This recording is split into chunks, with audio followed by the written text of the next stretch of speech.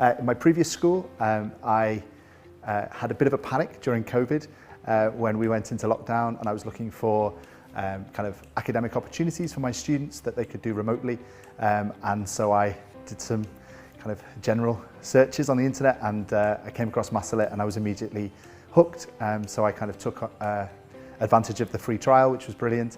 And I kind of alternated between watching videos that would be appropriate for my students, and then also just kind of things for myself as a kind of personal indulgence. So that was great.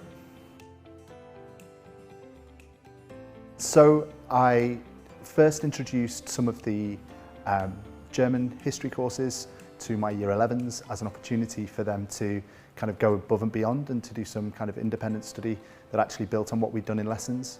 So I kind of set them the task of watching the videos at home and used it as a kind of flipped learning exercise. But more recently I've used it in A-level lessons just to kind of change the vibe and change the tone, and to kind of give students a real sense of academic possibilities, I guess. Conscious that many of them will be applying to university, so giving them a flavour of what they could expect from world-class academics. Really positively, so we had some really good feedback, and certainly I could start to see in their written work some of the ideas that had been developed as part of the Masterlit lectures were kind of feeding through, which was really, really pleasing to see.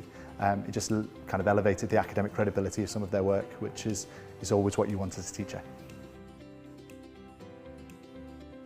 In my last school, undoubtedly yes. In terms of some of the courses that we used, certainly prepared students for their public examinations, and I know that one or two students definitely took some of the ideas that we'd kind of first encountered through Masterlit and then had developed through other wider reading, and then they found their way into their final coursework and then into their final exams. So I received an email because I'm on the Masterlit mailing list. So I read that, and I was kind of really intrigued by it. And we run a culture club at school, which is designed to develop kind of cultural capital of students.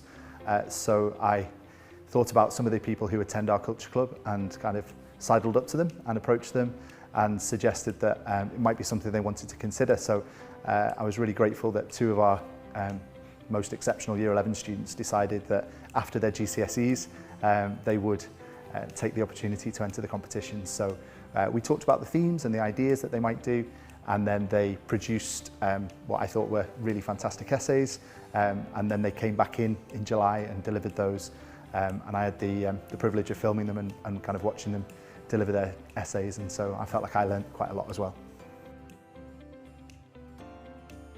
I would absolutely recommend Masterlit. I think the academic aspect of it and what it offers to students and the possibilities that it develops, it's absolutely what you would want as an A-level teacher. You know, we want to kind of plant the seed, and then we want students to go away and read and reflect, and kind of Masterlit gives them that opportunity to do that, gives them independence to be able to actually look at these resources and use them for themselves. So it's useful both in the classroom but also outside of the classroom, which is why I would absolutely recommend it.